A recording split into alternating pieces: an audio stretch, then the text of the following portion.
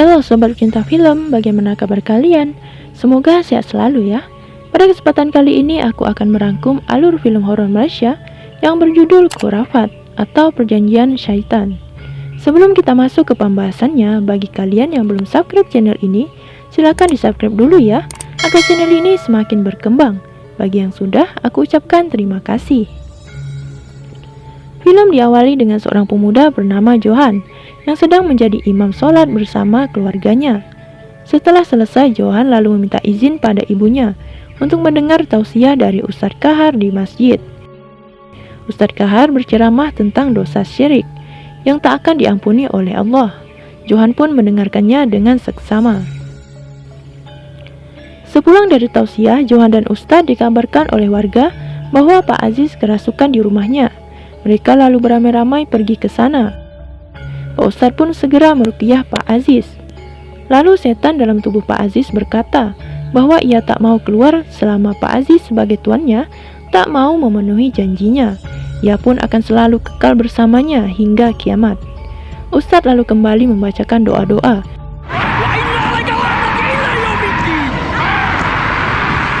Hingga akhirnya setan itu keluar dari tubuh Pak Aziz.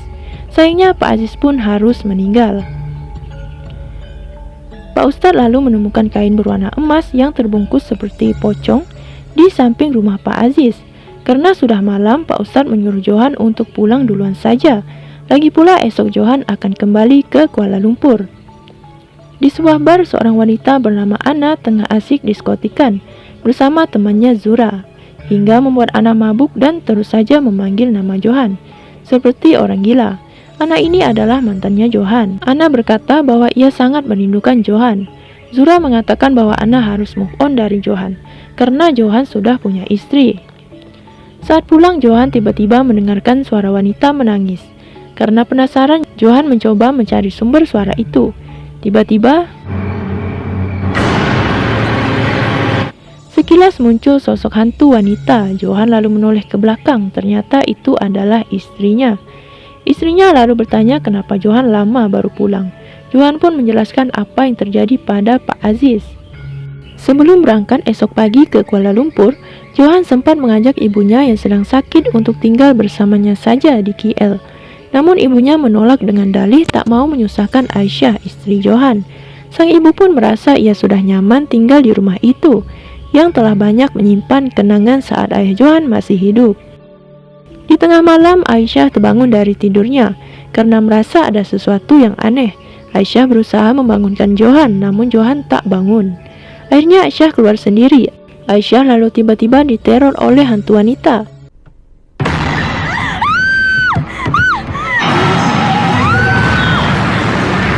Dan ternyata itu hanyalah mimpi buruknya saja.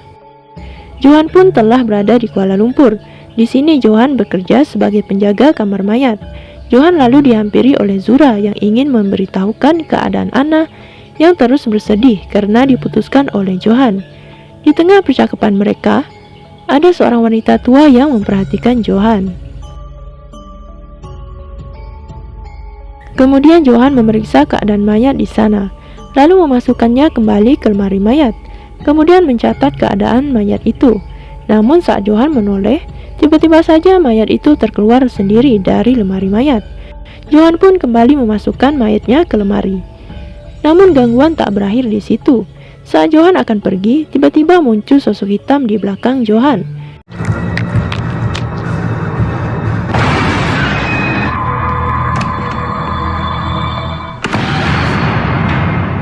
Saat di luar, Johan dihampiri oleh wanita tua tadi. Ia pun memberikan makanan pada Johan. Bersama temannya, Johan lalu pergi untuk makan siang sambil membawa makanan yang diberikan oleh wanita tua tadi. Saat di mobil, Ana tiba-tiba muncul sambil mengetuk kaca mobil dan berkata ia ingin berbicara sesuatu pada Johan. Ana pun memohon agar Johan kembali padanya. Namun Johan menolaknya lantaran ia sudah punya istri dan tak lagi mencintai Ana. Johan lalu pergi dengan meninggalkan Ana yang menangis. Malam harinya, Johan terbangun dari tidurnya karena mendengar suara kresek-kresek dari luar. Ia pun memeriksa apa yang terjadi. Saat dilihat, foto nikahnya jatuh. Tiba-tiba muncul sesosok hantu lagi ketika Johan ingin menaruh fotonya.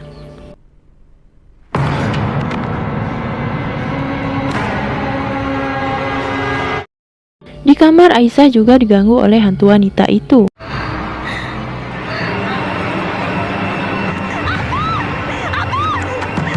Ia lalu mencoba keluar sambil berteriak, namun pintu kamar terkunci dari luar. Untungnya pintu dapat terbuka. Aisyah lalu memeluk Johan sambil menangis. Tiba-tiba Anna datang ke rumah Johan bersama Zura. Anna kembali membujuk Johan agar menerimanya kembali. Namun Johan tetap menolaknya seraya mengusir Anna. Karena tak terima diusir, Anna kembali untuk menyerang Aisyah. Tapi Johan dengan sigap menampar Anna.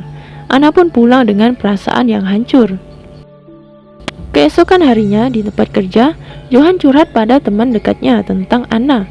Lalu Johan mengatakan bahwa akhir-akhir ini ia sering diganggu oleh makhluk halus. Ia pun mengira bahwa Anna lah yang menghantarkan hal-hal itu. Sang teman menasihati Johan agar jangan asal fitnah. Tiba-tiba wanita tua menepuk pundak Johan yang membuat perbincangan mereka terhenti. Wanita itu kembali memberikan makanan pada Johan.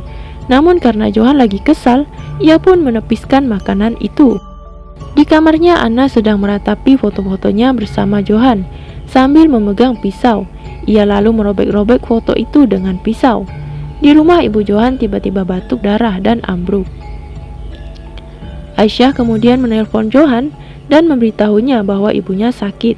Johan pun menyarankan Aisyah untuk membawa ibunya ke rumah sakit tempat ia bekerja saja, agar ia dapat merawat ibunya sekalian. Di rumah sakit, Aisyah dan Johan bergantian menjaga ibunya, di mana malam itu giliran Johan yang menjaga ibunya. Aisyah lalu berpamitan dengan Johan untuk pulang. Saat Aisyah akan masuk ke mobil, tiba-tiba saja ia kembali diganggu oleh makhluk halus.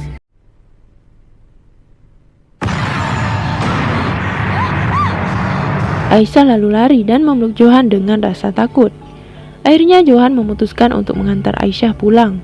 Mereka berbincang-bincang tentang apa penyebab mereka selalu diganggu. Aisyah mengira Anna lah penyebab itu semua.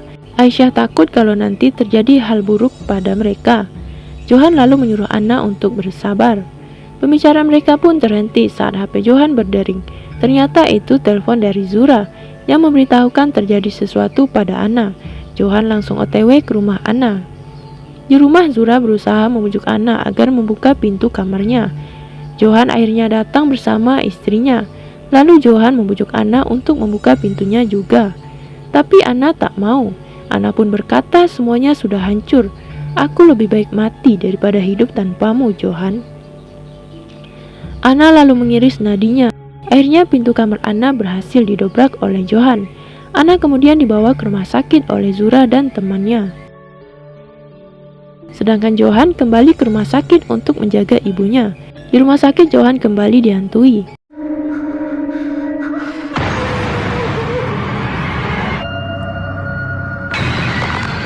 Dan ternyata itu hanyalah mimpinya saja. Kemudian ada wanita tua itu lagi yang memperhatikan Johan dari luar. Keesokan harinya, Johan yang penasaran lalu mencari tahu siapa sebenarnya wanita tua yang selalu memperhatikannya itu. Akhirnya Johan menemukan alamat rumahnya di berkas data karyawan rumah sakit. Johan langsung OTW ke sana. Sesampainya di sana, wanita tua itu pun menceritakan bahwa dulu ia mempunyai seorang anak laki-laki bernama Kamal. Sejak kematian ayahnya, Kamal yang menjadi tulang punggung dan selalu mengurusinya tanpa pamrih. Namun suatu hari Kamal mengalami kecelakaan dan tewas. Sejak saat itulah kehidupannya mulai terasa gelap dan hampa. Oleh karena itulah selama ini ia selalu memperhatikan Johan. Wanita itu pun meminta maaf jika ia membuat Johan merasa terusik. Kemudian Johan bertanya kenapa kehidupan ia dan istrinya selalu dihantui oleh makhluk halus. Wanita itu pun mengatakan ia juga dapat melihat hal itu. Ia lalu menyuruh Johan untuk meminta maaf jika ada orang yang pernah Johan sakiti. Karena jika tidak, makhluk itu akan semakin menghantuinya. Merasa ia telah menyakiti Anna, Johan lalu pergi ke apartemen Anna untuk meminta maaf. Ketika Johan membuka pintu kamar Anna, ternyata Anna telah tewas dengan cara bundir. Polisi lalu datang ke tempat kejadian itu, sementara Johan hanya bisa termenung. Johan merasa bahwa itu adalah salahnya. Anna pun menenangkannya dengan mengatakan itu sudah kehendak Yang Maha Kuasa. Singkat cerita, Johan ditelepon oleh ibunya Anna yang meminta agar Johan yang mengurusi jenazah Anna Johan lalu meminta bantuan pada temannya untuk mengantar jenazah Anna besok ke kampungnya. Di kamar mayat, Johan kembali melihat jenazah Anna, namun tiba-tiba lampu mati. Saat Johan ingin menghidupkan lampu, tiba-tiba jenazah Anna hilang.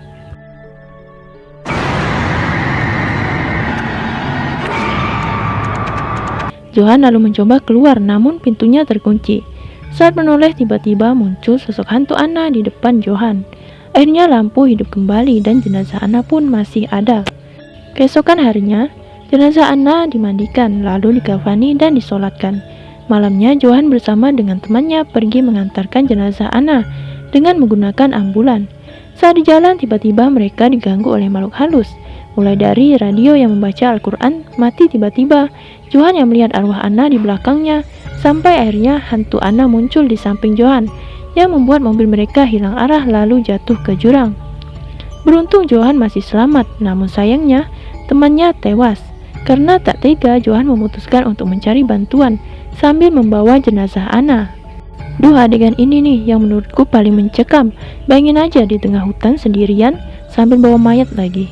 Oke, lanjut. Dalam perjalanan, jasad Anna terlepas dari pegangan Johan dan jatuh ke jurang yang gak terlalu dalam.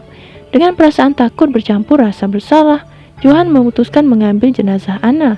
Tapi tiba-tiba muncul sesosok hantu. Johan lalu lari meninggalkan jenazah Anna. Tapi gangguan tak sampai di situ. Johan terus-menerus diikuti oleh hantu itu.